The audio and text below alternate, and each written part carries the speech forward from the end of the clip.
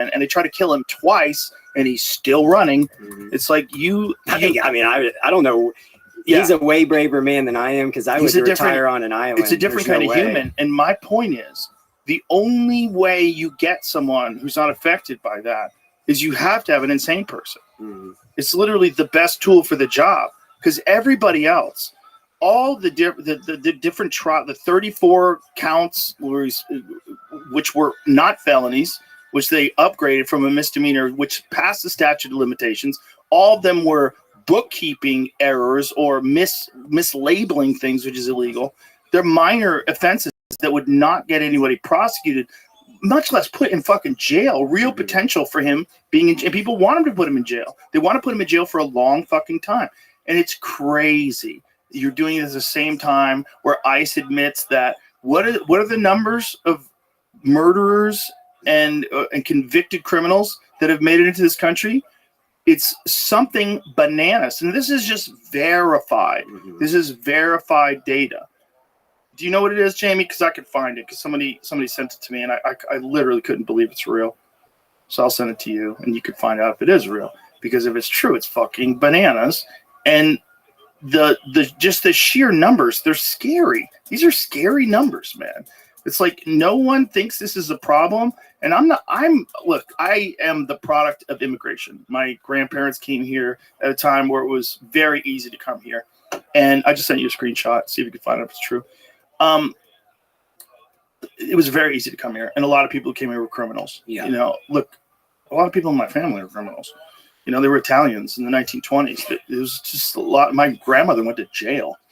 You know, when I was a kid, my grandmother went to jail for a book. Yeah, no, when you watch The Godfather, the original Godfather, it's the ties to Italy and how intertwined all that is wild. And that's based on somewhat based on reality. My grandmother's sister murdered her husband. So yeah, crazy. I grew up, these are wild people. These are people that came over on a fucking boat before YouTube. They didn't even know what it was like over here. They took a chance. They took a chance. So I am completely sympathetic to immigrants, but you can't let in fucking gang members.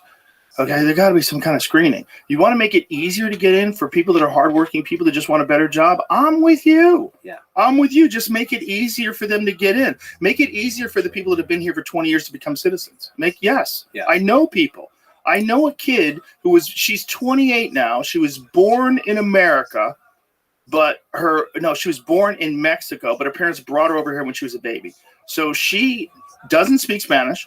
She has been in America her whole fucking life, and she's not an American citizen, so she can't vote. She's limited in the kind of jobs she can do. It's fucking weird. It's weird that we do that, but yet my grandparents just came over on a boat and they write a piece of paper and they're in. It's nuts. We should have a screening process to keep evil people out. That's it. Everyone else. Look, you imagine if you're born in Guatemala, wouldn't you want to come over here and get a job as a landscaper? Fuck, you could make $600 a week, $700 a week. Oh my God. And then you live in a family, in a house with a bunch of people, which they're used to doing anyway. And then someone branches off and makes their own business, and all of a sudden you're living the American dream, right? This is what we all want for everybody. Yeah. There's enough for everybody, but you can't let in murderers. Yeah, there's got to be a process. This is crazy.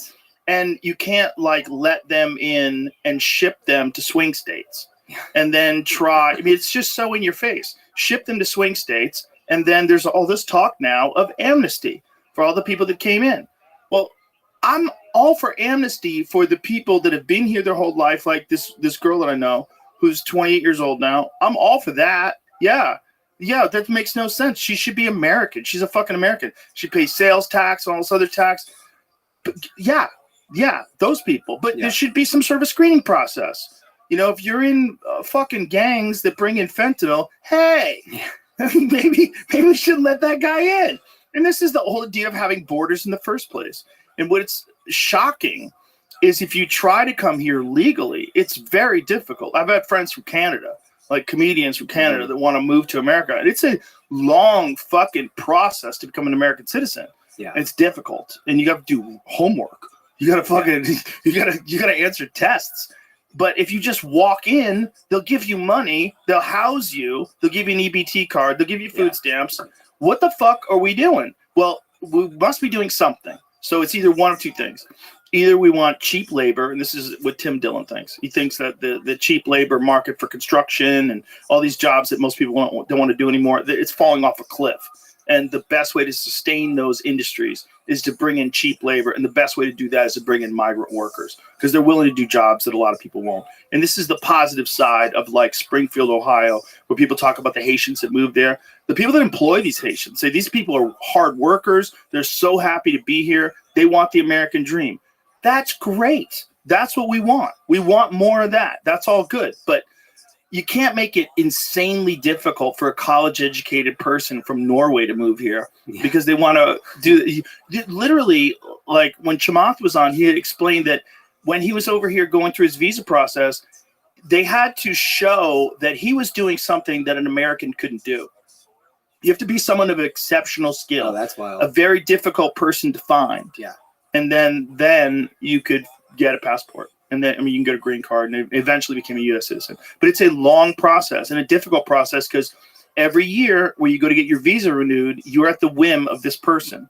Who knows if they had a bad day? Mm-hmm. You know, who knows if their fucking wife just started fucking the mailman and they found out about it and she drained their bank account. And he's like, fuck you, go back to Canada.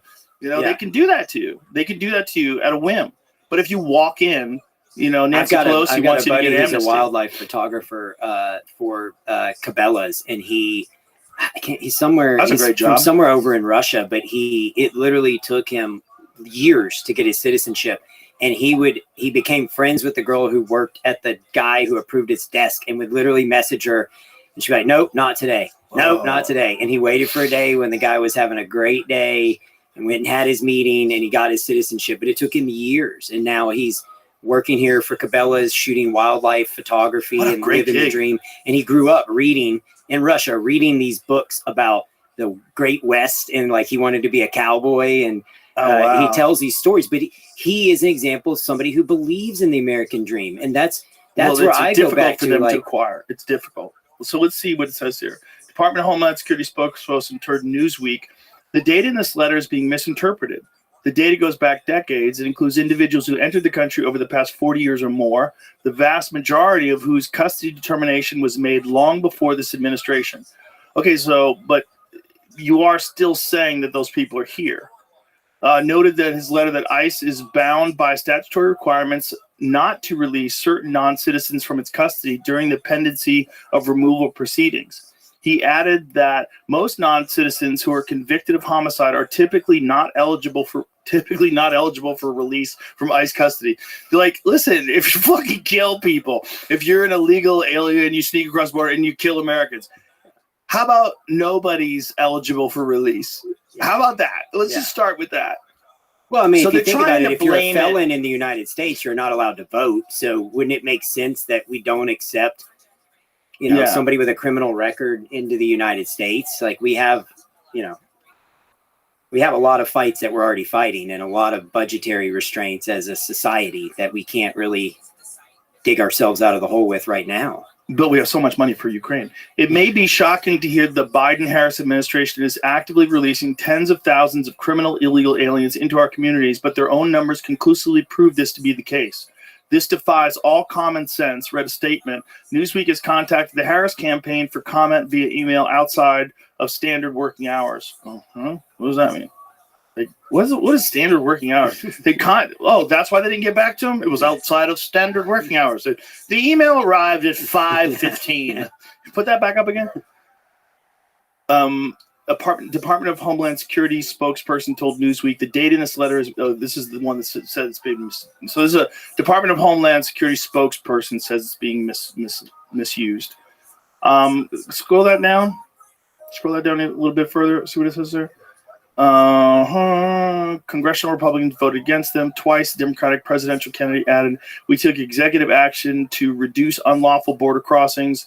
See, this is the thing that gets weird. It's like, they say that Trump, the Biden administration is trying to say that Trump blocked some sort of border wall bill because he wanted it to be something that he could campaign against. So he instructed the Republicans to vote against it.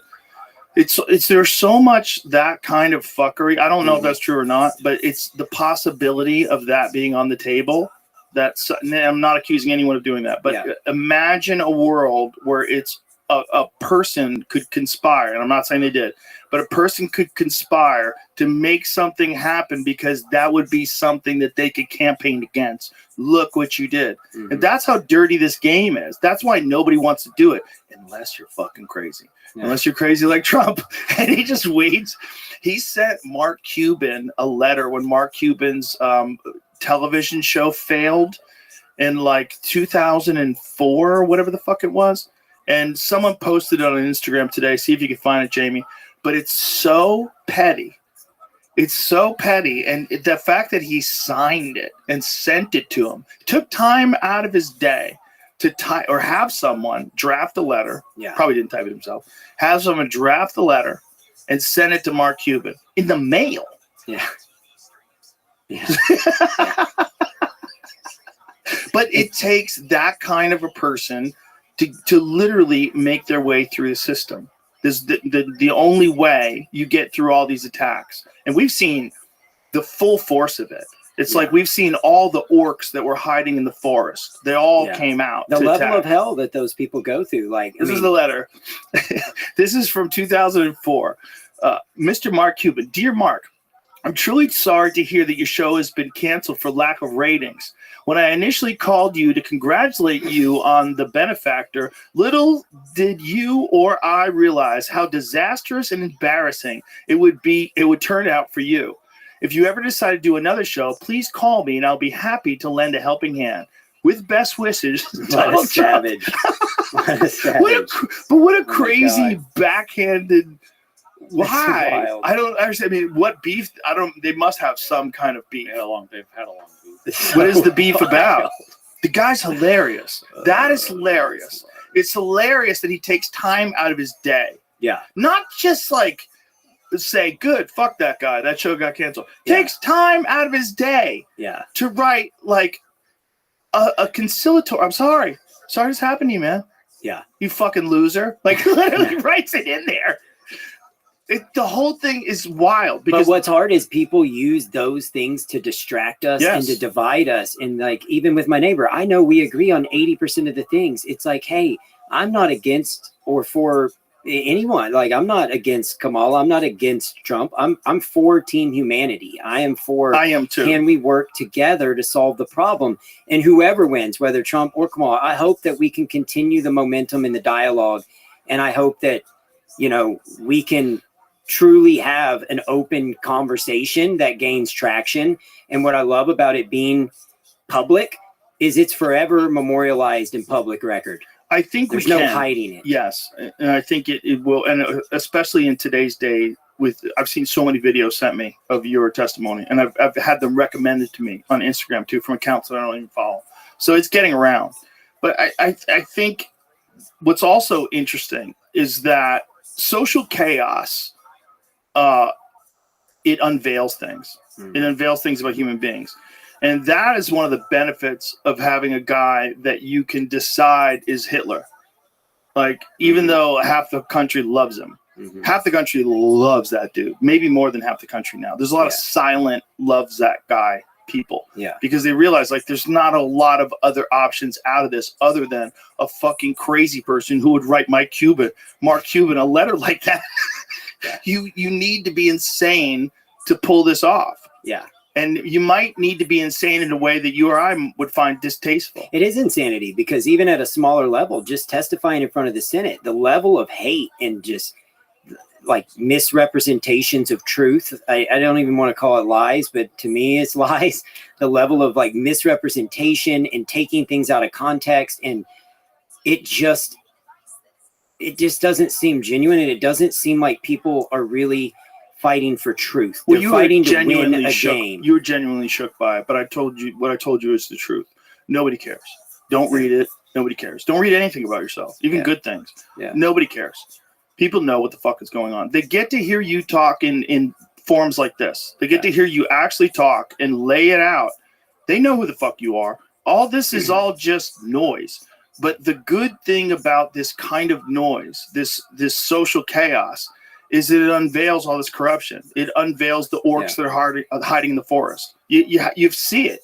And I am convinced.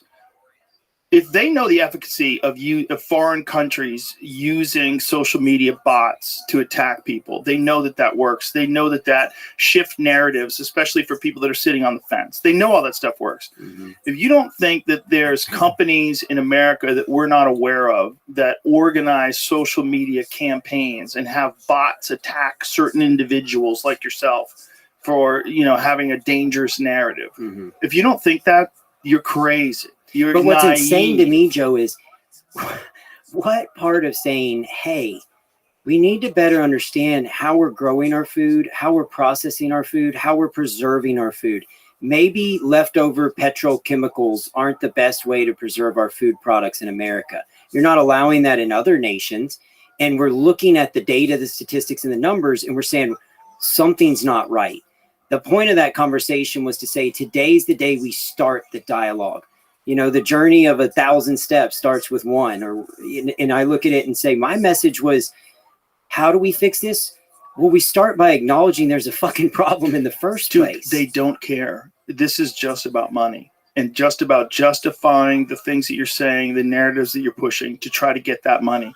If they came out with an article, if someone did a peer-reviewed study that showed that if you drink exactly 13 glasses of water a day, you never get sick and you never get cancer, there would be articles the next day saying if everyone drinks 13 gallons of water or 13 glasses of water a day, there'll be no water for black people and people of color and indigenous people. The trans people would die of dehydration and the wells would dry up and then the crops, and we're not going to have food, and there's a lot of impoverished people. You don't need 13 glasses of water a day. There would be some sort of a justification. If you came up with some sort of a diet that you could follow and everyone would live to be 150, there would be an article about how dangerous it is to tell people to stay healthy. Because if we all live to be 150, that's what's crazy the resources to me. Literally, we're there saying diet, lifestyle, nutrition, getting proactive, predictive, and personalized. That's the message. It's a beautiful message. The system's waiting for you to get sick, and then they're giving you drugs. Rather than waiting to get sick and taking a drug, let's get proactive and predictive. Let's look at you at the biological level. Let's stop the chronic disease from developing at its roots and prevent this crisis. And don't you think there's a way that companies can do this and make money in an ethical way? Absolutely. There has to be. And that's where I say, this is what's crazy. At my company, I'm not a philanthropist. We make money, and we're doing it for a fraction of the cost of the system today. We really are. Like, the patient's getting a deep dive into over 70 biomarkers, an hour on the phone with a clinician.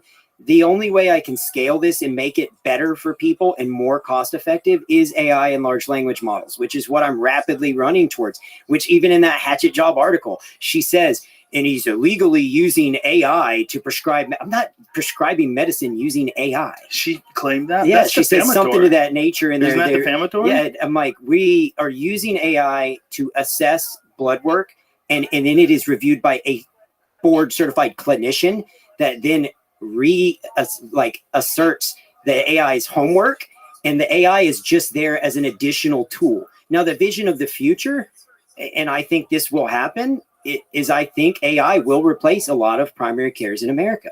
It's going to replace a lot of things, and anybody denying the efficacy of AI at this point is ignorant. You have to be ignorant, willfully. You have to be willfully ignorant, because they have used AI right now to diagnose diseases that people miss. They believe that AI is going to allow to assess breast cancer in a much more effective way, because it can do something with visuals that human beings can't see with the naked eye, because you're detecting things. AI is going to be able to have a much, much higher percentage of a chance of catching that cancer. Even at a great cash pay clinic. I think Waste Well is a phenomenal clinic. I think there's hundreds, if not thousands, of phenomenal cash pay clinics. Peter Attia is brilliant.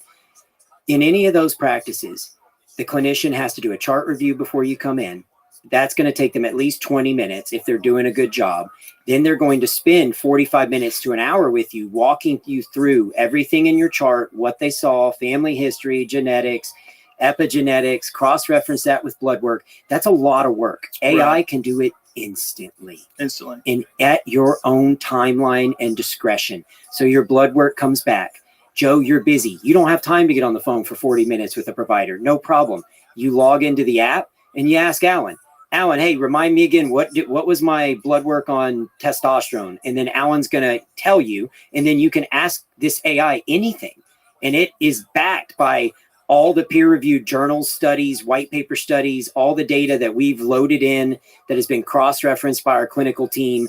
And we're guiding that. It's not an open architecture, but we're allowing it to essentially help practice medicine in a way that we believe is the appropriate approach to medicine. And how can that be bad?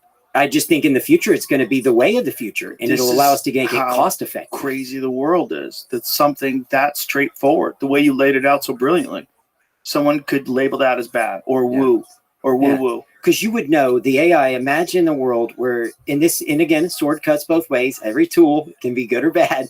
But what I'm envisioning is AI monitoring you 24/7, tying into your wearables. We know your REM sleep, your heart rate variability. You've gone through and you've done a DEXA. I know how much lean muscle mass you have, how much visceral fat, how much subcutaneous fat. I have your epigenetics, your genetics all loaded in. I know your family history. We've done a cancer screening. I know that you have no forms of cancerous tumors in your body at this moment. From there, now we have a clean bill of health and a starting point, but we're tracking you. I know that Joe slept 5 hours on Saturday. I know that Joe got 1 hour of sleep on Saturday. And then we can accrue those data sets and begin to cross-reference it. Like right now, we have over 60,000 patients at Ways to Well. Imagine when it's nationwide and we have millions. Or how are you monitoring their sleep? We're not yet. This is the app that we're launching. What would you use? Tie like into? ring? We want to be agnostic, so we want to tie into Sleep 8. We want to tie into All Whoop. Right. Any of them. If you'll give us access to that data, we'll know what date you started prescription care. You'll be able to refill your medicine straight through the pharmacy because it's vertically integrated. Here's the challenge with traditional medicine. Every software is based on how to get paid from the fucking insurance company. That's it. Pharmacy software is 30 years old. It is purely based on how do I get my money from CVS? How do I get my money from United? It's not meant to be a tool that helps drive health span and health care.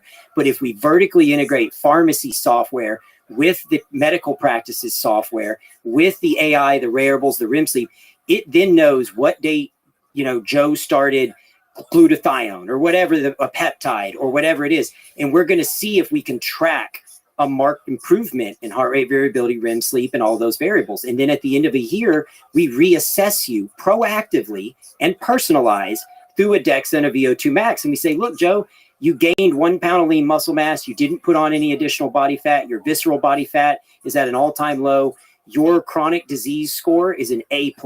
We do not think you're headed towards a chronic disease. We are proactive, not sitting back waiting for you to get cancer. We're going to roll our sleeves up and go to fucking work. And it's not hard. This does not cost a fortune. It is totally affordable. I hear all the time, like, this is your body. This is how I ended my speech to the Senate. And I believe this, 400 trillion to 1. 400 trillion to 1 are the chances you are alive in this room today. What are we going to do with it? Are we going to let these bastards at Big Pharma and Big Medical profiteer off of our family members and profiteer off chronic disease? Or are we going to take sovereignty and accountability? Are we going to test ourselves and drive our health span and take ourselves out of their fucking shitty life raft that's going down? Like, it doesn't matter if you have a first Republican, Democrat. Congratulations. You have a front row seat on the fucking Titanic. That's where we're headed if we don't get proactive. It is not a left or right issue. This is an American issue. That's all I keep trying to hammer home. And thank God the Republicans are talking about it. And I hope the Democrats will start talking about it. That's why it's so fascinating about that's what's so fascinating about ideological capture. That the thing that you would think would be one thing we could all agree on. We should all be healthy. that would get attacked. And that it would be more cost effective. You could use technology and you have a much more comprehensive understanding of your health, and that gets attacked. Yeah. That's how upside down things are.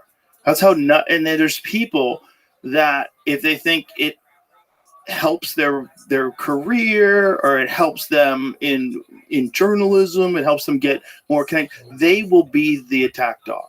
They'll be the attack dog and go after someone with about as straightforward a message as you can get. Yeah, it's wild. One of the things that RFK said that I think it really did resonate with me was we have to start loving our kids more than we hate each other. And seeing like, I won't name it, but I know a little girl who struggles with her weight. And I look at that and this kid is doing all she can. And it's hard to tell a little kid, like, your friends can eat that candy, but you can't. Everyone in schools drinking their soft drinks and all these things. And it's bad for all of them. Mm-hmm. It's just some kids are metabolically showing it sooner, but it isn't good for anyone who's consuming these things. And they're insanely addictive too. And it creates an environment, that this is an addiction issue now. And then that leads to a mental health issue and low self-esteem. And part of the problem with the addiction of food too is you have to eat food. It's not like anything else. Addiction to gambling is like you can stop going to the casino. Yeah. But addiction to food is like you have to eat food. So every day you're testing your will. Yeah. Every day in a profound way. That if you stay out of the casino, you're not, he's not being tempted. But you have to imagine if you were a gambling addict, but you had to make 3 bets a day. Yeah. What? Tough. You're a food addict, but you have to eat 3 meals a day. That's fucking insane. And that's where the GLP-1s, where I do say like morbidly obese, chronically ill, diabetic, pre-diabetic, patients headed over a cliff. Yes. It has been rebranded as a lifestyle drug for any girl who's trying to lose weight for spring break. Right. That's dangerous. And it is dangerous to say that there is no risk reward to prescribe that in children. We don't know the long-term ramifications. It's a little bit different risk analysis when we're talking about a chronically ill, obese patient in their 40s headed towards chronic disease crisis that's going to kill them. Yeah. That's a different risk profile and safety profile analysis than a 12-year-old little girl who's overweight. That's a totally different talk track. So, I have some differing viewpoints from the other folks on that committee, but that's the beauty of a democracy. We can disagree on topics, but agree on the issue of we've got a lot of work to do and some things to fix. But it's very straightforward. You could disagree all day long, but what you're saying is so straightforward and so beneficial to everyone across the board. If there's anything that you would want in life, like if you've ever been sick, real sick, and you're like, God damn, I can't wait to be better again. It doesn't matter if you're rich. It doesn't matter if you're happily married. You love your job. If you're fucking dying, you're in bed and you literally can barely get up to pee. And then you crushed and you lay back down in bed. You go, oh, what did I do to fuck this up? How did I get so sick? I am going to take care of myself. I am going to fucking get back on track. 100%. A lot of people don't, but some people actually do. They actually do realize at that moment, like, I can't let this happen again. Like, whatever I did to my immune system, pulling all-nighters, working at the job fucking 16 hours a day, and then you get, like, a horrible flu, and you're bedridden for 2 weeks. Yeah.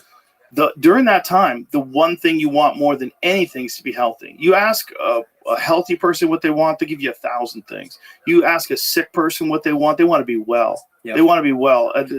If you told a person who's worth like Bill Gates money, if you said to Bill Gates, hey, you could have the flu for the rest of your life and keep all that money, or give it all up, you're going to have to start from scratch, but you'll be healthy. He would give it all up and start from scratch.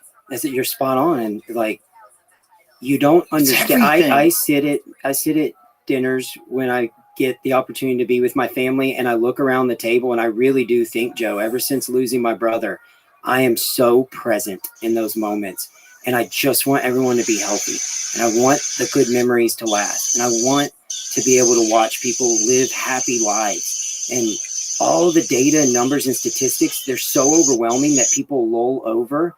And that's why in front of the Senate, I brought it back to, I'm just going to talk about people. I didn't even talk about statistics because there were way smarter people out there than me from Harvard, Stanford, all these academic types that are brilliant. And I'm like, but at the end of the day, guys, if the Senate doesn't understand, these are your children, your wives, your brothers, your sisters, your husbands, your wife. Like these are family members. This is not just a number. These are real lives. 1.9 million people dying a year of chronic disease. That doesn't even include deaths of despair, suicide, opioid abuse. We are a chronically ill society, and those impacts destroy families.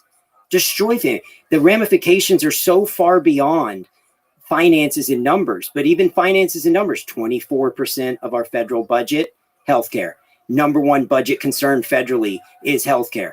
Number one concern for most states, healthcare. Number one reason for bankruptcy in the United States for an individual, healthcare. It is a huge problem, but that's the dollars and cents of it. The real cost is paid in human lives and lost loved ones. In the building. And that's all I wanted them to hear is don't sweep this under the rug. These are fucking people dying.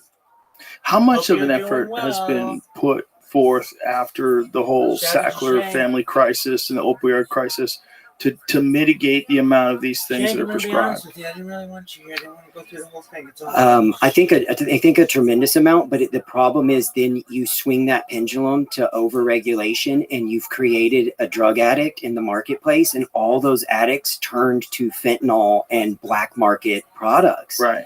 Because the addiction's already there. Now we've already addicted, and more people are dying of opioids today than ever before. And so the damage even though they prescribe less. Yeah, the damage has been done. Yeah. And that's what's hard. I don't know how you put that genie back in the bottle. The question becomes, what is the next opioid crisis? It's almost What's like the next thing. A hoarder's house. Like, how do you even clean this up? You know, you ever see those hoarder shows? Oh You're my like, God. what the Yeah. fuck do you do with all this? Yeah. It's almost like us. And the opioid crisis thing, the really scary thing is like we're propping up cartels. We're propping up, really vicious people that are criminals. They have to be vicious. That's how you get ahead in that world. There's no rules when you're in organized crime and you kill a lot of people. And that's what you prop up when you have drugs illegal. Mm-hmm. But now if you have drugs legal, if you just have, this is a dilemma as well, right? Because if you just had legal drugs, everything was legal. How long would it take for people figured out to not do cocaine? How long, if you could just get cocaine the same way you can get Coca-Cola, how weird would that be? I would even argue that the market we live in now is a pharmaceutical insurance cartel. They are glorified drug dealers monetizing people's chronic disease, and they have such a stranglehold over academia, the universities. They fund most of the studies, the NIH.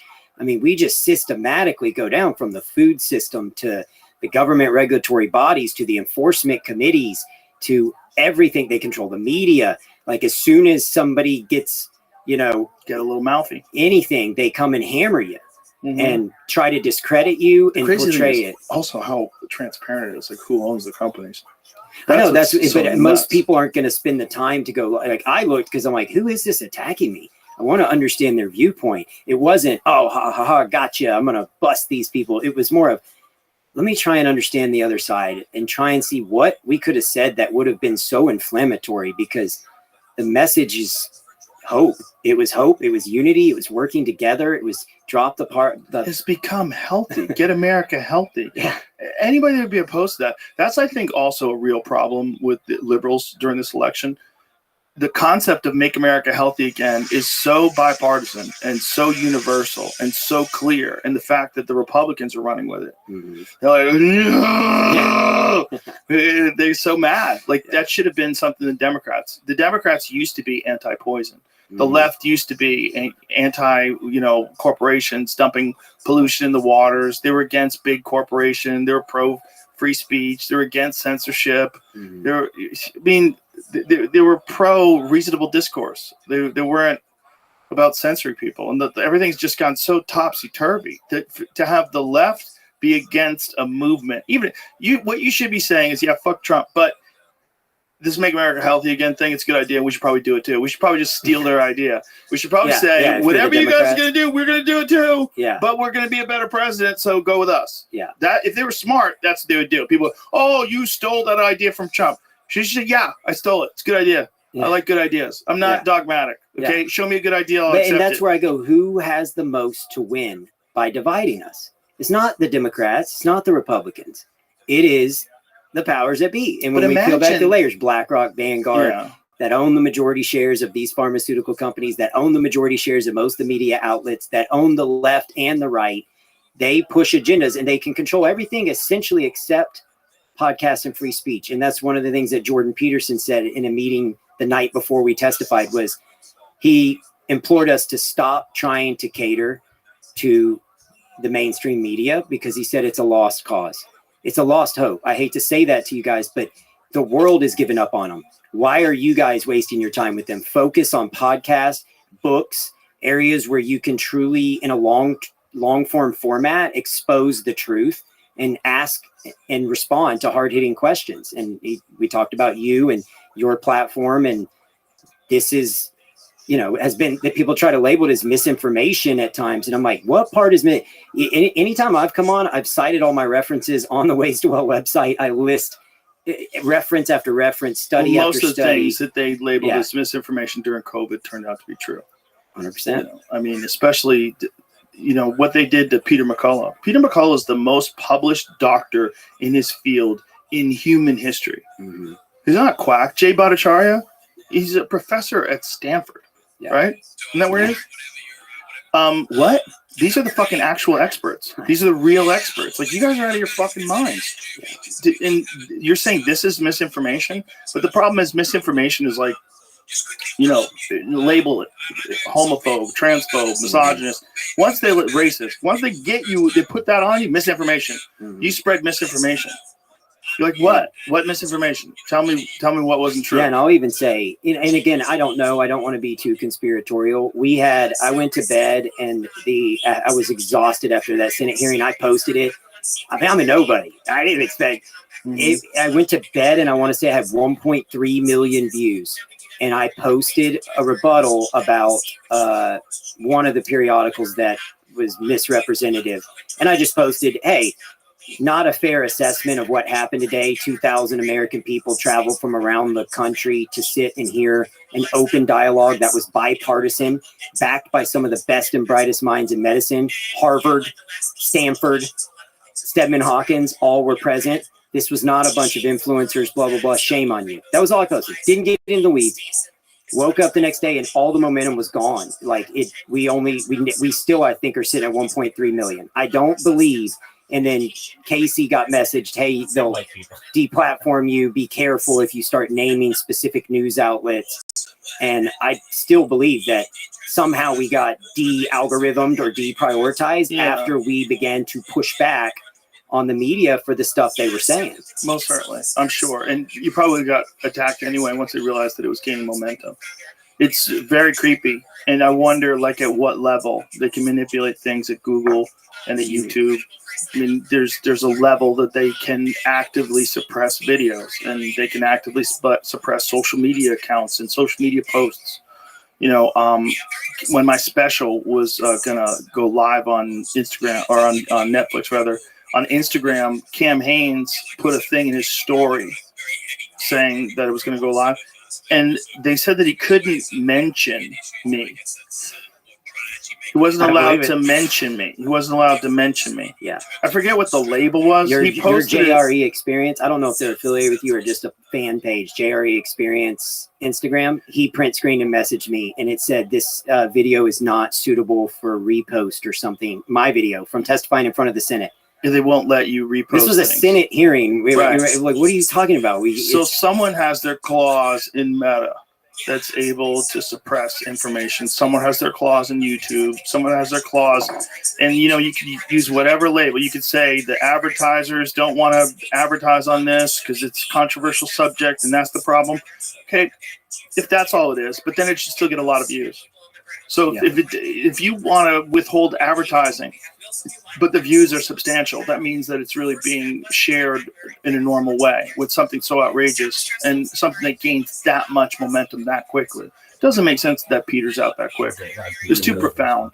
It was too resonated with too many people. Going crazy, and then I would see 100 new follow, 100 like, whatever, and then the next morning dead, totally dead. Like literally right after we were all trading texts about that article, and we're like, I just cannot believe they reacted with an article this fast, and it's a total misrepresentation of what occurred today. And that's all they need. And it tried to make it sound like it was a left or right wing political movement, like a right wing political ideology. And it's like everyone in that room, in fact, most of the people on the panel were Democrat backgrounds, registered Democratic voters. Like there were some Republicans on there, but it was a mixture. It was a melting pot. And we're all free thinkers. Like, don't take my ability to think critically away from me. I don't give a shit which party you're part of.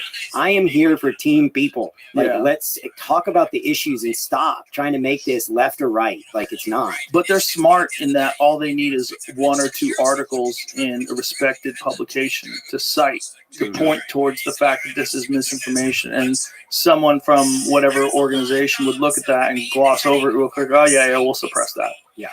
And that's all I they even need. think one step further. I feel like, for example, the New York Post article, I honestly, the way they worded that, they tried to make it sound like I'm just a regular on your podcast and I come on here and just shit all over the FDA. And I'm like, I'm doing my best to be transparent and say they're at a disadvantage. They're underfunded. They didn't build this model. They were put in this model. Right. And they're doing their best to navigate, but they're underfunded, understaffed, and chronically corrupted by the environment itself. But I would tell you the same thing with academia, the same thing with hospital systems. Yes. Also, it's not me picking on one person. That work in the FDA, if you've been working in the FDA for 4 years, how much of a dent do you think you could put in the momentum of the machine that's behind you? Yeah. What are you going to do? You're going to stick your neck out? Yeah. You're going to get it chopped off. You're not going to move up the corporate ladder. It's not set up that way. Yeah. And that's just the reality of being a human being. And you go, hey, I do my best. So Most of those people are like most people. They're good people. Most people in all walks of life are good people. But sometimes good people do bad things because they can or because they have to. The biggest thing I saw in healthcare was doctors were exhausted, whether orthopedic surgeons, neurosurgeons. I told you this, my buddy he's a prominent sports medicine surgeon. He's a team doctor for multiple teams. He's had highest positions at hospital systems. Even he says, what am I going to do, man? What am I fucking supposed to do?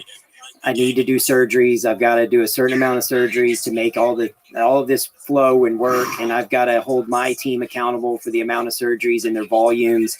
And you're never supposed to make it about volumes, but all of these hospital systems are incentivized off volume metrics that are based off cranking out the most amount of surgeries. And so there is a tremendous amount of pressure from the top down.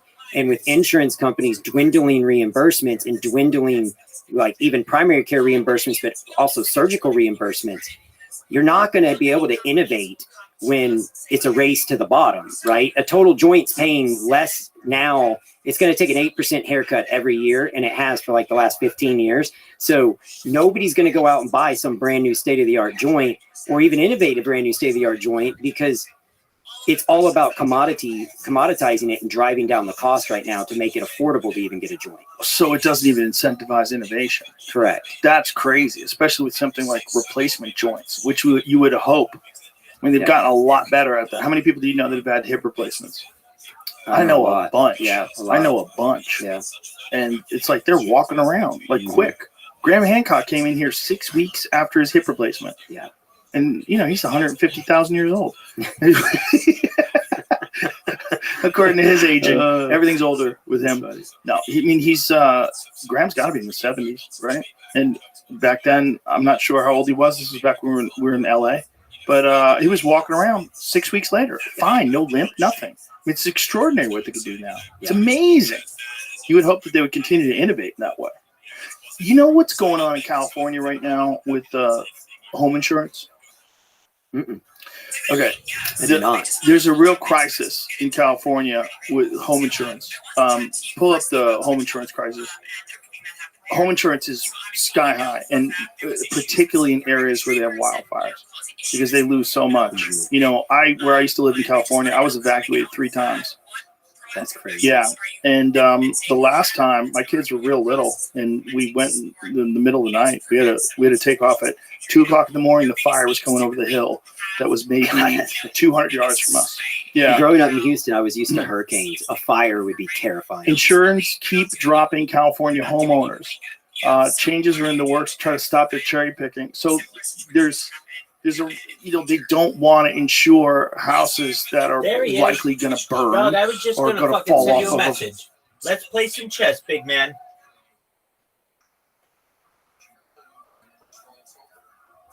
HVID monster. You ready?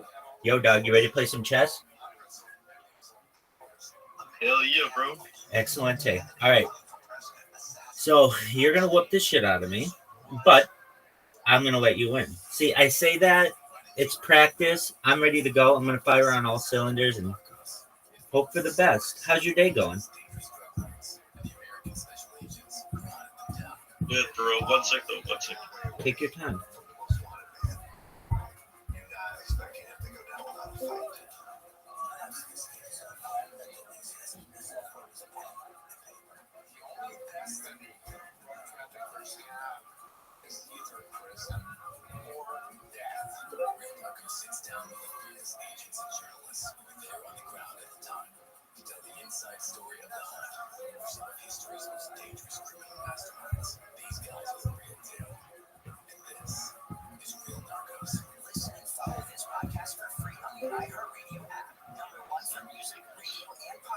Welcome.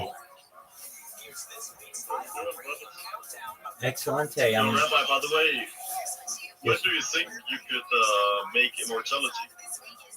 Probably within the next generation, 20 to 40 years.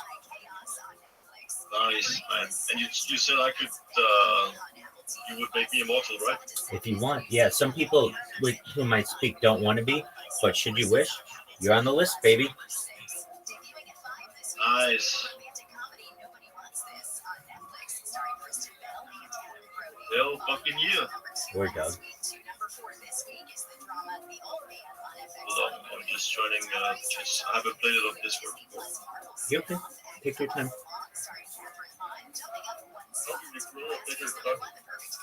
That's a great question. It can be done in several different ways. Human growth hormone can assist with it, but at a certain point, you may need a mixture of human growth hormone and stem cells.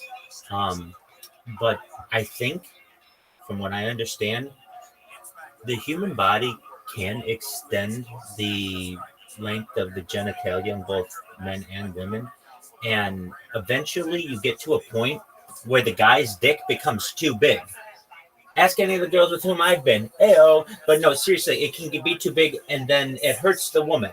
So there's this balance between the size of a man and the size of a woman. And generally, I think that men eventually on Earth will basically be maxed out about 6'6". I know people get taller than that, but I think that perhaps the United Nations or the World Health Organization may say, look, for sustainability purposes, we don't want people to get bigger than that because they're not necessarily being that efficient with everything that all the food and other nourishment that perhaps could go to other people. So 6'6" is what we're going to make it. And approximately at 6'6", a woman who's about 6'5", 6'6", can comfortably, should she wish, take a much larger penis than, say, if she's 5'6" or so. So, long story short, I think a man might be able to extend his penis to be about 18 inches and comfortably be inside a 6'6" woman. Not the whole thing, but like be able to penetrate and have enjoyment during sex. But if you get the penis longer than 18 inches, then it's going to be uncomfortable for the woman. So it's kind of this balance. And then you'd have to make bigger man and bigger woman, and bigger man and bigger woman, and it never ends. So to at least limit that, 6'6", I think, is the sweet spot. Oh, I didn't even notice it's my turn. But you said you were a woman, right? I think you said that yesterday. Legally, dog. Hell yeah. What's the biggest you've taken then, like, since you're a woman? My own. I guess I'm a virgin as a woman. Oh, okay. Yeah, that makes sense. All right, let's play this chess, bro. If you win, I'll send you $100. That's what I like. Okay? You got it, man. That's a good opening. It's terrible. It's terrible.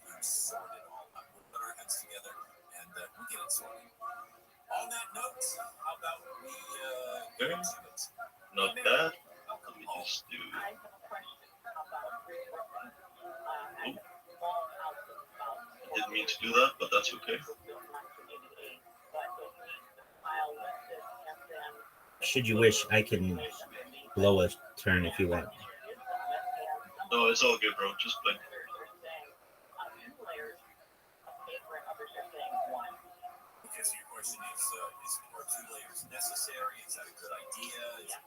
Nice, nice.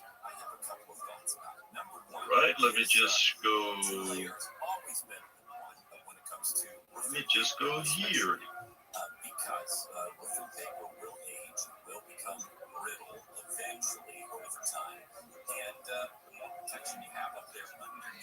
By the way, can you show your setup again so the other guy here can see? I cannot right now. I need the phone that I use. I'm playing chess on it. Oh, okay. After this game, then, yeah? Perhaps, yeah. Hell yeah, bro.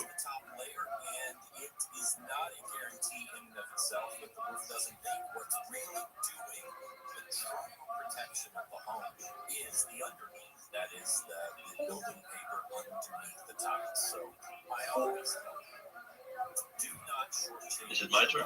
It's my turn. There are a lot. There's this statement, if you build it, they will come. And perhaps one day they will all be filled. Hell yeah.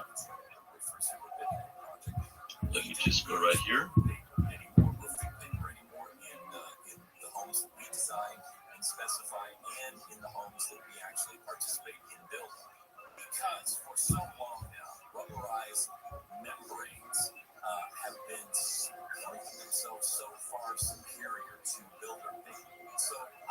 Damn, that's not a bad move, bro. Let me just go back.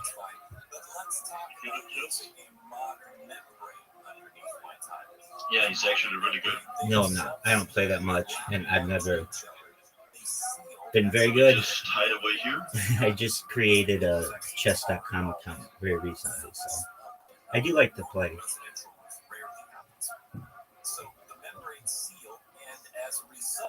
Oh, you coming in hot. That's right. Coming in hot.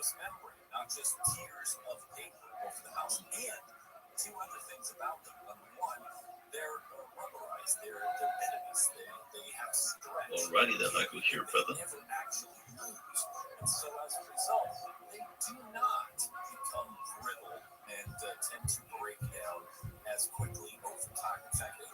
Do you know Sarex, by the way? Do I know who he is? Yeah. But do I know him personally? Yeah. I know who he is. Just who he is. Yeah, I know who he is. Yeah. Are you friends with him? No, I don't want to be friends with that guy. Oh, okay. I don't know him that much. I don't either, but from what I know, he's kind of creepy. Oh, yeah.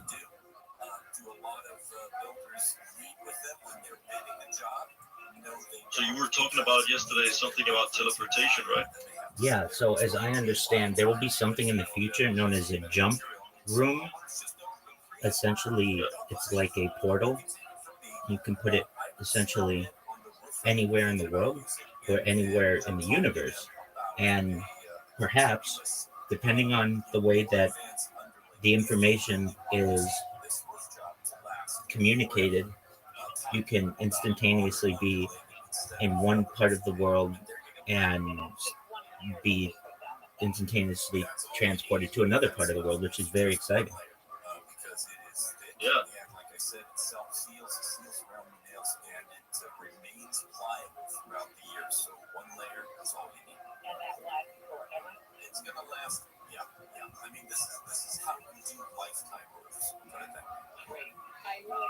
So, Theodore, if you have any questions, just ask away. Rabbi has, he's very intelligent. I don't know about that, but we'll do our best. We'll do our best to find answers to any questions that you may have. Yeah.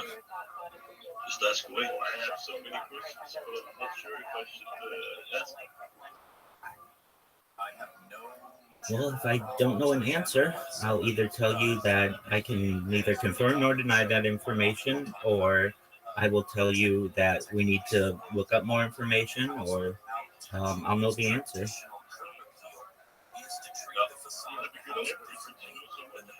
No, I don't. I actually, I know a little bit about a lot of subjects. I think you have a good memory. Well, thank you. Once you're past the face of the house, now inside the house, looking out through windows into the backyard, it's a completely different experience.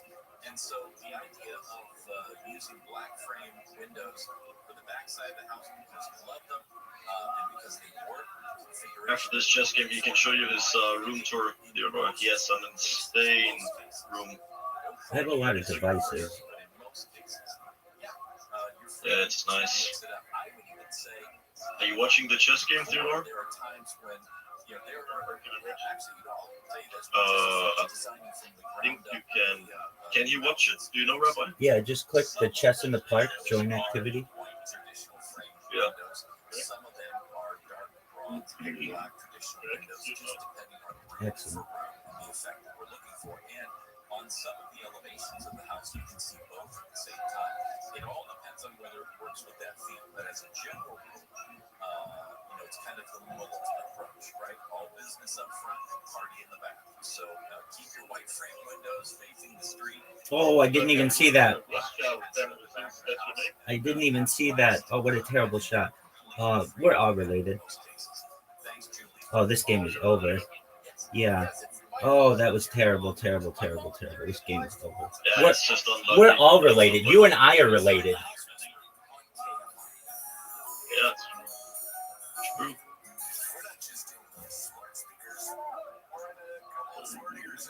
Let me just go right here. Beautiful.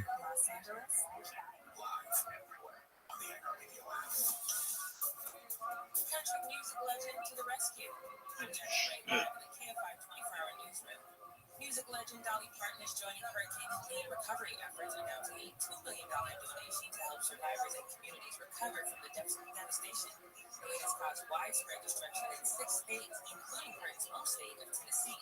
I'm donating $1 million.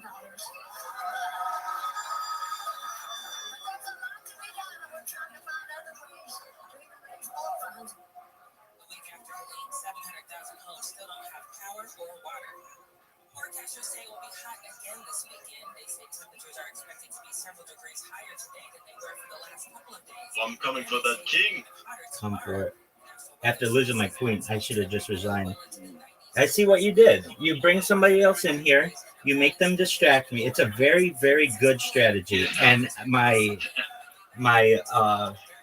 impressed. I'll leave it at that. I mean, I have to, because I told you if you win, you get $100. So I know. Fortunately, you beforehand. can play all the games you want. Excellent. If you win, $100. That's I you. told you I'm very rich in real life. That's what I like to hear. I like a man with confidence. Good on you, Doug. Hell yeah. I have 8 bitcoins. Wow. You are doing well. Good on you, man. Yeah, thanks. You'll get some, bro. Each time you win a chess, you get Well, Bitcoin. Well, it doesn't look like it's going to happen this time, but I'm willing to take you up on it. I mean, that was unlucky. Yeah. That was pretty unlucky. That's what happens. I have been playing pretty well before then, but a massive mistake like that will definitely not allow you to recover. Losing a queen, it's over. I did this video to spread the word to the community that you should get your mammograms. Donations can be made at Orbit Pink LA. Corbin Carson, KFI News. Coming for my queen. Somebody's got to. She's been a dirty, dirty whore.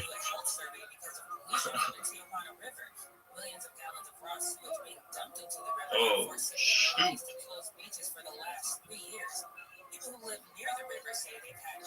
Let me just check you here.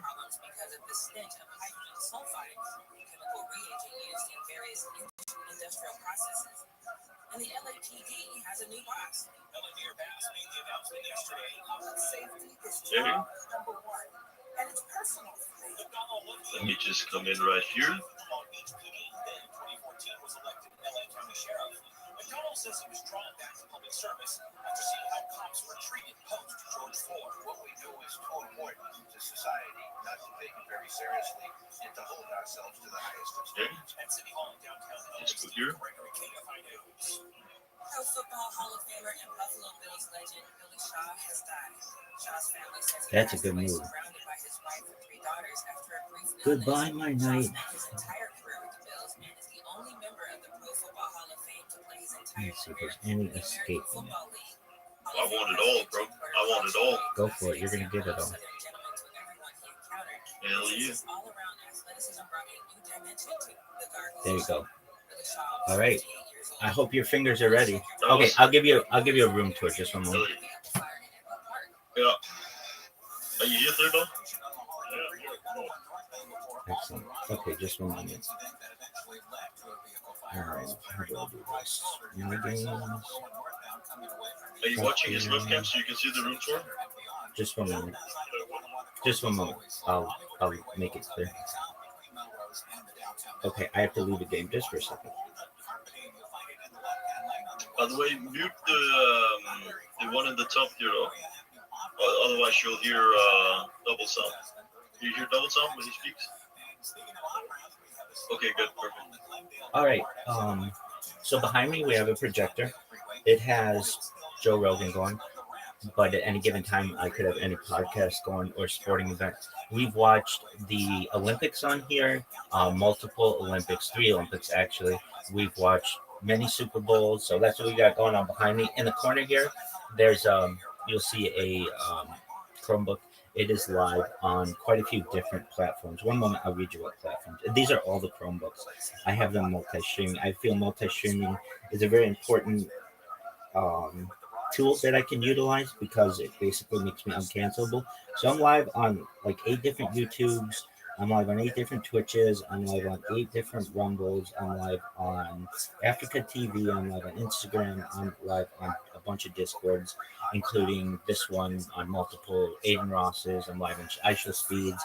I'm live in Music Biz Marty. I'm live on Billy Billy. I'm live on Vaughn Live. I'm live on Telegram. I'm live on I'm live on Loco TV. I'm live on Nemo TV. No Live. I'm live on D Live, YouNow, Breakers TV, Trovo, Vault, FC2 Live, and Arena TV. All right. Over here. Well, actually, let me show you here. I've got like 4 phones going and another one right here. They are bots. I'll show you how they work. That's fine. Okay, you may see on the screen like little numbers. What these things are doing, let me see if I can focus. I can see them. Okay, there we go. They are basically auto posting for me. If you want to see what kind of damage this does, go to Kick, and if you go to Kick, if you go to Kick and you look at the just under browse, if you look at the most recent clips that have been made, that I've made like all of them, well, like 50% of them, which is great.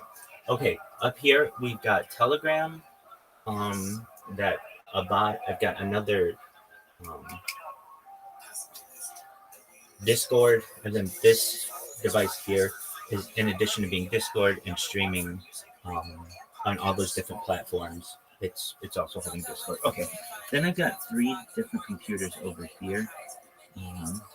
We'll just watch one of them for right now. You can see they've got 1, 2, 3, and they've got robots going. So you'll see the robots in a moment. I mean, you should be able to see it's the pink pointer, and what the pink pointer is going to do is it's going to follow it's very smart. I programmed it to have image recognition, so wherever that follow button is, it knows where to click it. It will click it, and then it also knows where the I agree button is. It will click that, and then it will also create a clip of them, and then also it will spam them. So it spams them with all kinds of information on this Discord, and I do that on 3 different computers, which is pretty. It gets out the word. I'll certainly tell you that. Okay, over here, I have a bunch of different computers set up. So let me explain. Up here is a Chromebook. Up here is a Chromebook. Up here is a Chromebook. All 3 of these essentially are able to get everything that I do over here. They're just basically redundant backups of streams. Right here, I have Aiden Ross's Discord, and as you can see, basically from here, those catch everything that goes on over here. So if any of my streams go down for any reason, or there's an app crash or a camera, whatever, I have redundant streams. When I first started this, I was just doing it on one computer like a normal person, and you just find that if you're going to stream as much as I do, you don't want to lose any data. And if OBS crashes, if I can just say, sure, absolutely. You said all of this is to make world peace, right? Oh, absolutely. So stop the war. Yeah. So let me Israel everywhere. War everywhere. So let's talk about that. So why did I do this? I stream my life 24/7, 365 for world peace. I don't want war anymore. And I have been doing this for more than 3 years. Bill Gates coined the phrase in the 1990s that content is king, and I'm making it true today. What does that mean? Oh, yeah. I have taken a 2018 article of The Economist magazine to heart. In 2018, The Economist magazine stated that data was Earth's number one resource. It had overtaken petroleum as the number one resource on Earth. And that means that data is very, very important. Essentially, I'm sitting on the Saudi Arabia of data. I have had every moment, essentially, of my life uploaded to the internet on 8 different streams for the last 3 years. This goes back to the pandemic. We've seen the death of a queen, the birth of AI, the coronation of a king, and everything in between. It's exceptionally exciting to think that there is one person out there who is a time capsule of all of society, that at any given time, we can go back and see when any event happened. We can see what was happening perhaps in the news. We can perhaps see what's happening in art, in the social media world, and it's all captured.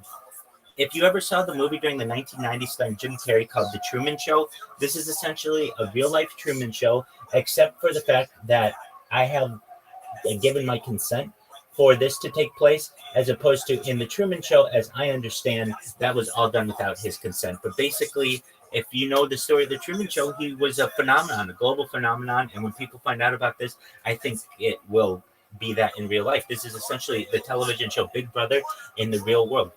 Additionally, some things that we talk about on this stream that aren't normally talked about in society that are very, very important. This is just the baseline of what we talk about. Things like anti-gravity, antimatter, faster than light travel. We talk about dark energy and dark matter. We talk about life extension technology, types of absolute fusion technology, where we take 2 atoms and slam them together. We take fission technology, where we pull them apart, and everything in between. We create, essentially, we talk about nuclear centrifuges. We talk about thermodynamics. We talk about geothermal energy, where you take a pipe, stick it in the ground, and use the Earth's heat to turn a turbine. Here's the key thing with any kind of energy is it's just about turning a turbine. So whether that's water doing that or air doing that or the heat of the Earth, all of those things are great to just turn a turbine. The real groundbreaking thing is nuclear, but there are people who have their sentiments about nuclear without even going in the nuclear debate right now. Let's talk about tidal. This should be a groundbreaking, mind-blowing idea, is that every single second of the day around the entire world, the Earth's coastlines are taking in a tide. And that has been true for millions of years. If we can take a turbine, just like we have in the air for air turbines, and put it in the ocean, except protect it, essentially make it like a plane turbine, and you put a net around it so that no animals will be hurt or no sea life will be hurt. Essentially, we can utilize the tidal force of the world's oceans to generate electricity, which is far, far, far greater than any hydroelectric dam could even begin to produce, because we could put these up and down the coastline for free power generation. That is just one idea of great ideas that we've discussed on this. Another is geothermal. And then let's get to nuclear for a second. So everyone's so scared of nuclear power. To be honest with you, nuclear is the future.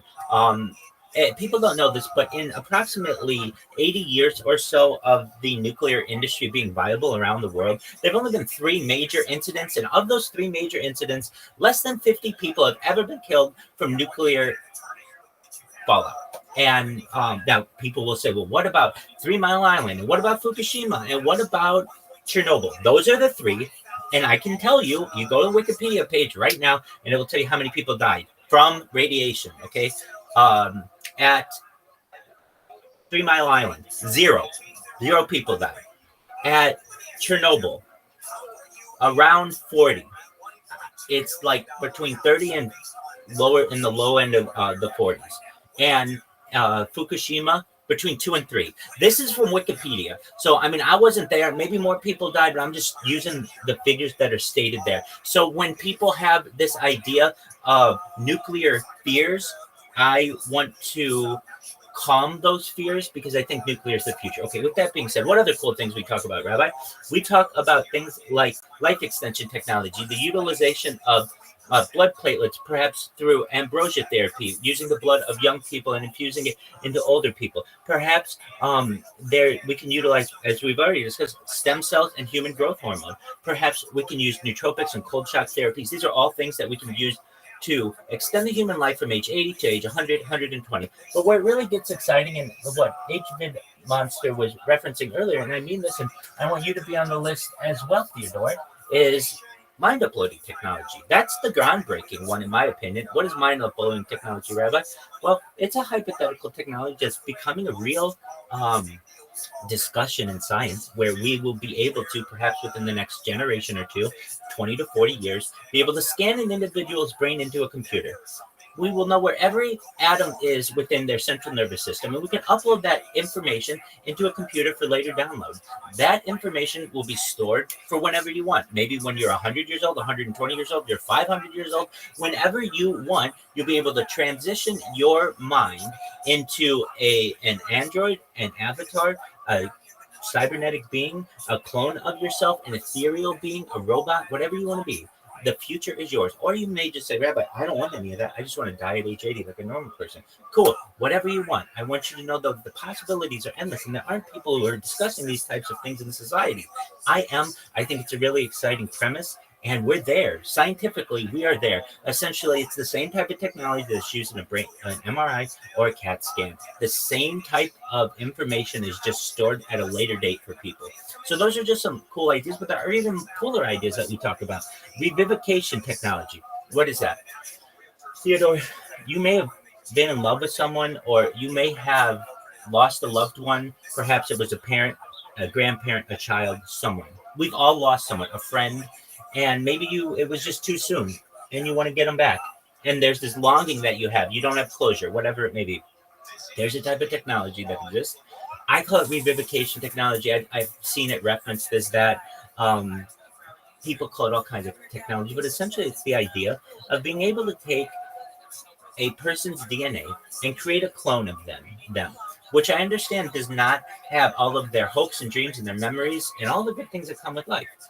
But what we can also do is take a photograph of them and be able to remove the layers so that we see their skin, then we see their muscular tissue, then we see what their brain perhaps makeup was by removing different layers, and we're able to map their brains, not saying today, but perhaps in 100 years, to be able to know where every atom is in their brain as well. We take that information, we upload it into that clone of their body that we made out of their DNA. And if you're wondering, how do we get their DNA still exists if they were around in recent times. And if they weren't, there's a way that we can essentially re-engineer their DNA through their offspring and get a near perfect version of what they would have been.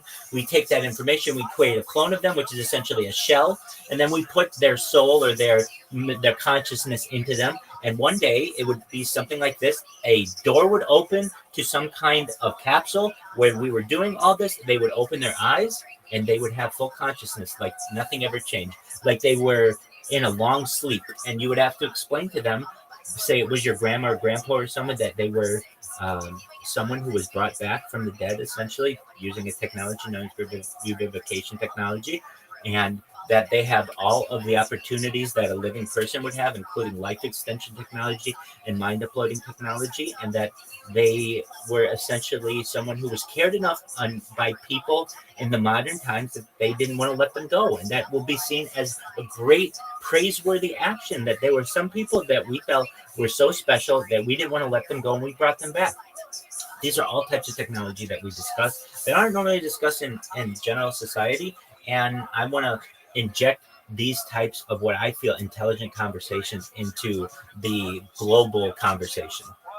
I hope that makes sense. Yeah, all the time. I was interviewed about it 3 days ago. So AI is the future, and I've been using AI at least since ChatGPT was launched on November 30th, 2022. I don't know a lot of people who know exactly the date, but I can tell you that there are two different kinds. To my knowledge, there's artificial general intelligence, which arguably we just attained. As I understand, ChatGPT just passed the Turing test, which allows, which is the calculation of human intelligence, essentially in comparison to a computer. And now the next step, having attained artificial general consciousness through the passing of the Turing test, is the next step, which is artificial superintelligence, which is the really exciting part of artificial intelligence. So I think artificial intelligence is the future. What I talked about a couple days ago in an interview, and I'll just rehash, is it's going to it's replacing people, but in particular, positions like coders, waitresses, frontline staff, any kind of customer service agent, any kind of entry level position is going to be replaced within the next 2 to 3 years. And then more complicated positions within the next 5 to 7. If you have ever heard of the Da Vinci, it is a robotic surgeon that is better than perhaps any surgeon that has ever been. That is already a reality. The Da Vinci is already used in the medical field. There's another type of technology that I think will be utilized perhaps at high-level law firms known as the Shapiro. It's essentially an AI lawyer that is much better than any lawyer could ever be. And instead of law firms paying out tens of millions of dollars to their partners and their clerks and such, they can just literally go to a piece of software that only the top 25 law firms have in the country, and they will be able to essentially dominate any other law firm, because any argument that perhaps might be made is by a human is going to be inferior to that of AI. AI will just be able to search every Westlaw case, every LexisNexis case that has ever been on the books, not just in United States jurisprudence, but perhaps globally too, instantaneously, like a calculator, much faster than any human would ever be able to calculate. More information than one human would ever have of which any human would have any knowledge. And they'll be, or law firm, and be able to utilize that instantaneously and essentially create a monopoly on the laws on the law field. That's a very good answer, actually. I have a question about immortality. Sure. Because immortality, it sounds nice and all right, but imagine you get to live for 1,000,000 years. 100%. And you get to have sex with like 1,000,000 different women. Absolutely. Would you like lose interest in having sex? Absolutely. Yeah, you will. You'll get bored. If given enough time, infinity is a punishment. Why? Because that means you can't stop. So that's why I say you may want to live forever within reason. When I say within reason, what do I mean? I mean you're not going to be tortured during it. I mean that it's not going to be overall unenjoyable to you. I mean that you'll be able to stop it when you want. That's what I mean within reason. And that's the important thing. We have to think that there may be people who, I don't know, people want to punish in the future. Like whom? I don't know. I'm not going to name a name of someone, but we'll call it some bad guy from the past, John Doe. And everybody hates John Doe. And we're going to, with technology, bring back John Doe and punish John Doe into eternity. That is an opportunity as well, and is actually a very scary aspect of this that may need to be controlled in the future, because if not, essentially absolute power corrupts absolutely.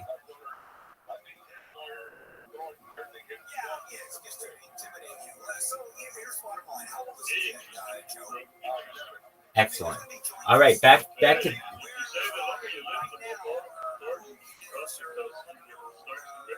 That's an excellent. Yeah. So.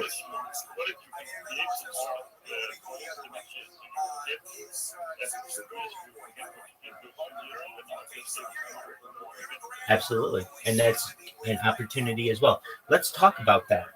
That, to my knowledge, is known essentially as memory erasure, and there are other ways to describe this, but I think that's an important type of technology that we talk about on this stream a lot, especially for people who have suffered some kind of post-traumatic stress event, a rape, a murder, they were having to defend themselves, and every night before they go to bed and their head hits the pillow, they have to deal with that. They have to deal with the guilt of something. There's perhaps an idea in the future to be able to have some type of memory erasure or some type of way to calm those types of feelings so that you don't have, they're not as negative.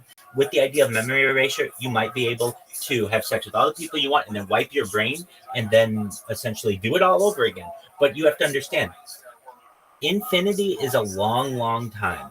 And even 1,000,000 years of having sex with all those women, you still have tens of hundreds of millions of years to fill up.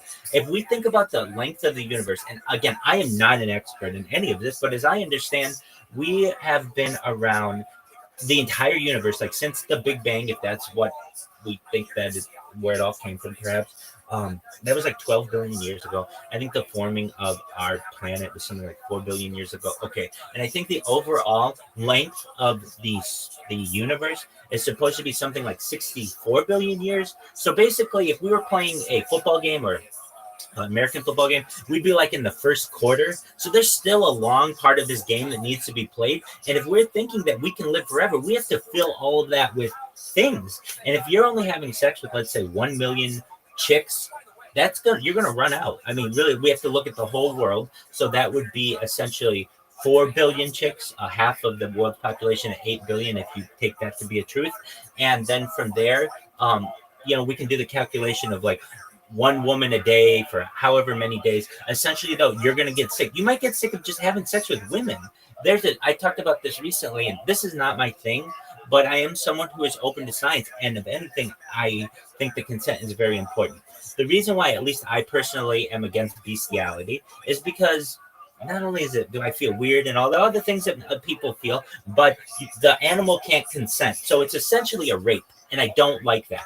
But in the future, with the type of technology known as telepathy, you might be able to get consent from an animal or an extraterrestrial being, which means that you might get sick of just having sex with women here on Earth, and you want to start having sex with robots and cyborgs and different types of extraterrestrials. And while this does sound far-fetched, I can tell you this is all in line with what we hear from alien abductees. And I had a chance to say yesterday that alien disclosure and the alien phenomena is one of my great passions.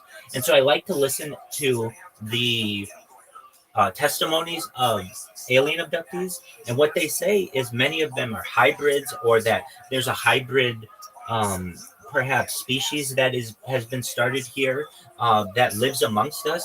And so when I start talking about humans interbreeding with some type of extraterrestrial being, that's not that far-fetched. It's actually, we're told that that's already happening, which is absolutely fascinating to me. And I love to get into all of the science of that.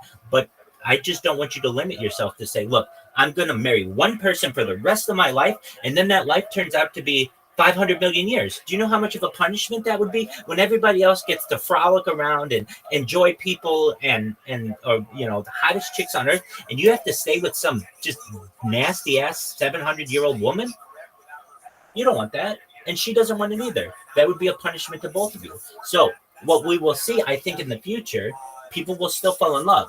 But psychologically, there is something known as the 7-year itch. What is the 7-year itch, Rabbi? Essentially, it is within 7 years of a relationship or so, after about 7 years, the human eye begins to wander, no matter who it is.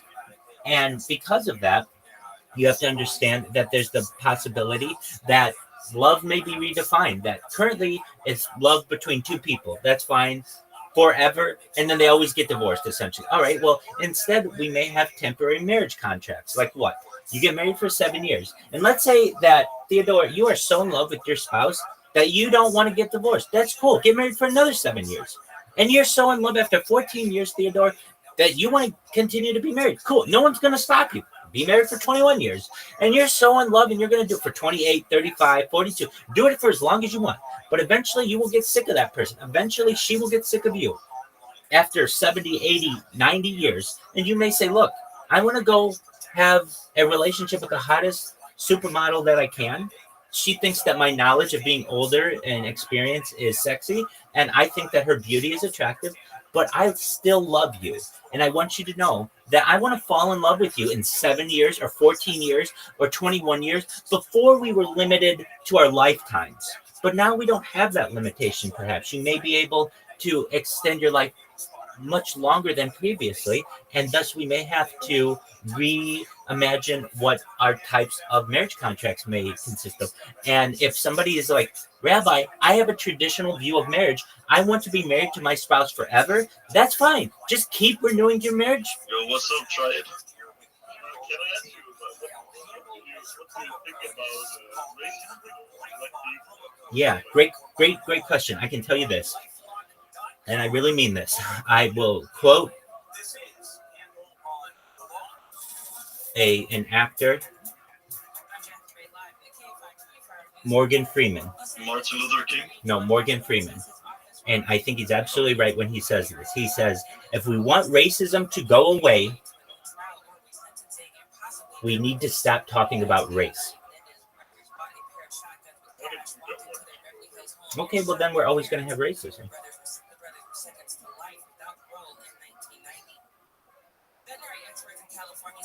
Hey. Okay, just one moment. I can't hear you. That's not your fault. I have to just leave and come back on this one device. I'll be right back. Health officials say there have also been 2 suspected cases of bird flu found among dairy workers in Tulare County, the largest dairy producing county in the nation. Work, classes, and flights are resuming. You hear me now? Following a typhoon. Yes, did you say that you feel that you're racist? Yes. The big problem is I'm pretty sure I'm racist. So I do. Okay, well, That's a good question. it is. I would say recognizing that you have a problem is the first step. So you've done that. Do you have any experience, or do you have any friends who are perhaps of other races? No, man. I don't know why, but I have the urge to just eat color. I don't know why.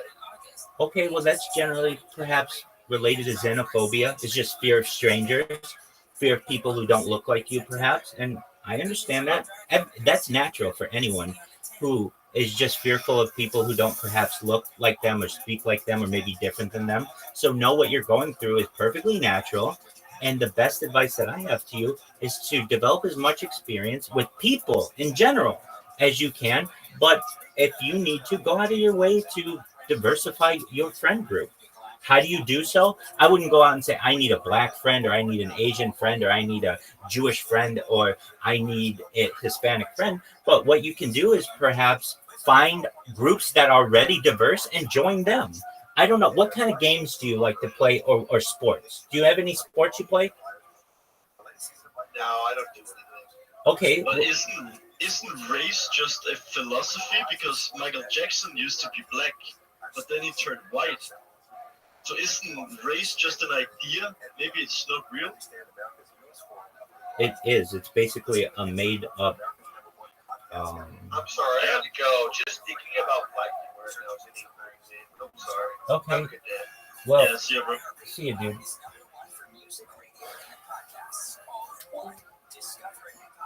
Anyway. Those, I just don't like black people. It's not because I'm racist. I just don't like. dude, black people are amazing. Maybe you haven't been around the right black people, but black people are some of the coolest motherfuckers you're ever going to meet. They're some of the funniest motherfuckers you're going to meet. There are some fine ass black people. Every black man has your favorite penis. Not forever, dog. You'll be able to have a longer penis than they do in the future, so you can keep that in the back of your head. And you should know that I really mean this as a goal in the future. People are going to be having a lot more sex, and they're going to be much more flexible. Flexibility is very important to humanity. And so one thing that I will essentially want to do once I go viral and everything is get people involved in their own body and their own flexibility. And one of the things that people will want to do in the future, particularly men, and I want to make it a goal for all men, is the ability to autofellatiate, if you know what that is. That's the ability to suck your own dick. Most men can't do it because of the length of their penis or their flexibility or a mixture of both. And I have a goal someday that every man on this earth who is alive will be able to suck their own dick. I think that would be an amazing gift to give to society. Yeah, like I wish I could do that. Absolutely. And in the future, you will be able to. And if you're wondering how, Nice. human growth hormone and stem cells into your penile shaft will essentially, if done over time, create a longer penis. And there are other ways to do this, but I don't want you to have to take part of them, which are like stretching and some other things. I mean, stretching of the penis, stretching of your body, your limbs and things, I think can be healthier, but stretching of your penis can be damaging. It's also painful. So why not have an easier Have way? you tried it? Stretching my penis, yeah, with penis pump. Yeah. Yeah. Did it work or? Yeah, it does temporarily. And I would probably tell you that if you did it enough, it would work long term. But eventually, if you stop, it will recess to its normal size. As I understand, it stretches. Like initially, it definitely works. So it'll bring a lot of blood there, and it'll make you essentially very erect. But all that blood will subside after 5 minutes or so of not being in the pump. But yeah, it will make it longer. And there are studies that have shown that they do perhaps provide a little bit of temporary growth if that is an issue of yours. Generally, I'm happy with what I have. And so I just kind of did it for scientific purposes to see if it could get any bigger. And I can tell you, yeah, it does, but it goes back to normal after 5 minutes of not being in the pump. Okay. Yeah. If you were the leader of Israel, how would you bomb Palestine? I wouldn't. Oh. What would you do then? What I said we would do yesterday, we would sit with the leaders of both sides on a live stream in one room face to face, and we would have diplomatic negotiations. We would release all the hostages and put down all the arms, and we would make it a goal of ours to have a death rate of 0 on both sides. Yeah. What do you think would happen to war in the future if everyone was immortal? Well, now that's an interesting question. Oh, let's say immortal within reason, but I know what you mean. So let's talk about this. This is actually one of the most fascinating subjects that I have. If you were to say to me, Rabbi, what keeps you up at night, or what is the thing that interests you the most? It's this group allegedly that exists. Whether it's true or not, I'm not sure. But it's called the Galactic Federation. What is the Galactic Federation, you may ask? Well, it's essentially the United Nations of aliens. And it's like, well, how do you know these guys exist, et cetera, et cetera? I can tell you that the former head of the Israeli space program, his name is Chaim Eshed, he has stated that there is a Galactic Federation, apparently, and essentially that there is going to be some kind of terraforming of Mars from Earth, and that there may be some kind of extraterrestrial life that already has had communication with humanity. Okay, with that said, there's other evidence of a Galactic Federation from alien abductees and other people. So what am I saying? Essentially, there are different extraterrestrial species out there, or alien species, and we can go into the difference between extraterrestrial and aliens, but for right now, let's just consider them all the same.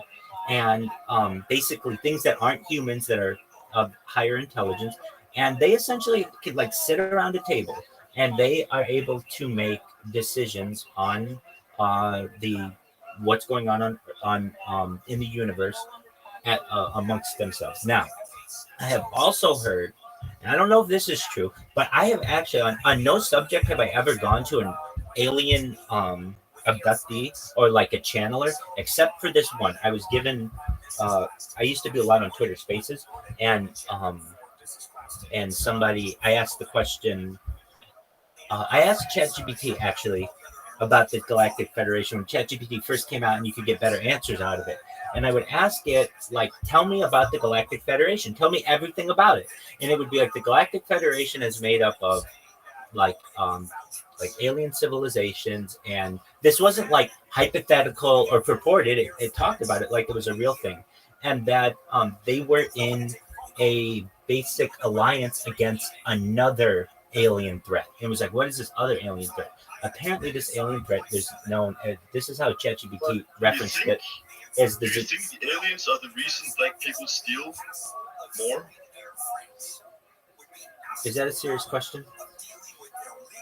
I mean, I mean, I read that. Yeah, I mean, I read somewhere that aliens, they're the reason there is war on the Earth. Okay, aliens being the reason why there's war on the earth, that's a potentiality. But what does that have to do with African American or black people? Because that's what they do. In order to create the war, they make the media tell lies, so the people turn on each other. So white people and black people hate each other. But it's the elite, it's the aliens that are behind it. Hold on. Okay, so I now understand what you're saying. Essentially, you're saying the people at the top. I just name names: Astor, Bundy, Carnegie, Collins, DuPont, Lee. We get into the Merovingian bloodline: Reynolds, Russell, Rockefeller, Rothschild, Vanderbilt, Van Dunn, the House of Windsor, and the Warburg family. Essentially, that group. You're asking. Yeah, and so basically the question is, so the reason why I ask why black people steal more is because there's a reason behind it, you know? That in order to control people, you need to make them weak. Hold on. Right now, I would tell you that you're going into this with the wrong idea. Chances are the people who steal the most on this earth are Asians. Why? Because there are more Asians on earth than anything. What you're thinking is a very small-minded, I would say skewed look at perhaps inner city America, where there isn't very much opportunity to do anything, let alone succeed. And in order to eat or in order to provide for yourself, people steal of all colors. Yeah, that happens. But if we're looking at it globally, the most people who steal on this earth by numbers are Asians. By China and India alone, it's probably like 3 or 4 times. All the shit that's stolen on this earth is stolen there. Like, and I'm talking your normal shoplifting. But you don't hear that much about that in the news, right? In the news, it's only black people doing it. And that's what I mean. Okay, well, that's different. That's so now you're... elite. Okay, so if you want to know what that's about, it's about race baiting. It's about taking two sides and putting them against each other. And it will continue happening. Exactly. Eventually, we will all be the same kind of color, like a tan in the middle, not black, not white. And then they'll put people's eye colors against each other or hair colors against each other or how tall people are. And dick size. And also labia size and clitoral size and breast size and buttock size. They will keep doing whatever they can to pit us against each other until we essentially war. And that's what it's about. So what do? If you're at the top and people start putting pressure on you, you start putting pressure on them together. So like if you remember in 2008 when people were like, there was the Wall Street movement and basically people were fed up with an Occupy Wall Street. Well, then what happened? Around 2012, they started taking, well, even 2008, we had some racial conflict, but really 2012, we not only get racial conflict, but we really get into genders and transgenders and all of that. And so we are all arguing about that shit, and everybody forgot that people were mad at the very wealthy in the world. And they'll keep doing that. So that they'll use race. When race doesn't work, they will use gender. When gender doesn't work, they will use heterosexual versus homosexual. When that doesn't work, they will use age. And that's a big one too. If you wonder why is it that it always seems like they take an old person and say, look how stupid this person is acting, when in the past you were supposed to honor your elders. Now you tear them down. This is all being done purposefully to destroy society. I agree. Excellent. And you should know, I love black people a lot. And so I'm very protective of black people. I love people. I don't just love one group more than another. Yeah, me too. But that's why I'm saying, like, is it the Jews that are doing the race baiting, or is it the media? Like, I can tell you this. Of the families that I just named, which is like 15 families, 2 are Jewish. Okay? The others are all types of different religions. So at the very core, it's not one religion that's against everyone. It's a group of people.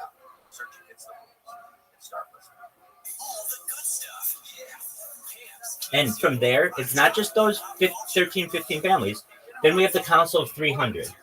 If you know what the Council of 300 is. So that gets into the Pillsbury family and like even like the Disney family and the Guggenheim family. And yeah, you're going to get more people in there, and some of them will be Jews, absolutely. But you're also going to get in there the House of Saud. You're going to get the House of Kuwait. You're going to get the people in the owners of the Emirates and United Arab Emirates. So you're going to get a whole bunch of people. At the very top, they don't give a shit about what religion you are. It's all about elitism at that point.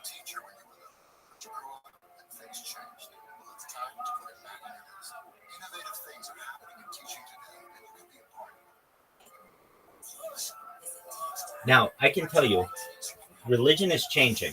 I've seen it change over the course of my life. We're moving towards what I didn't come up with this term. You can look it up on Wikipedia. It's known as monism. What is monism? It's basically a blending of all of the religions or a merging of all of the religions. And I foresee a day in the future, essentially where all the religions will be united in a religious monism. The Abrahamic religions, Judaism, Christianity, and Islam all stem from the same person, Abraham. So it's pretty easy to get those back to their original core, to say, look, we were all amongst one family at some point. Let's come together. Let's say that neither your book is better than my book or my book is better than your book.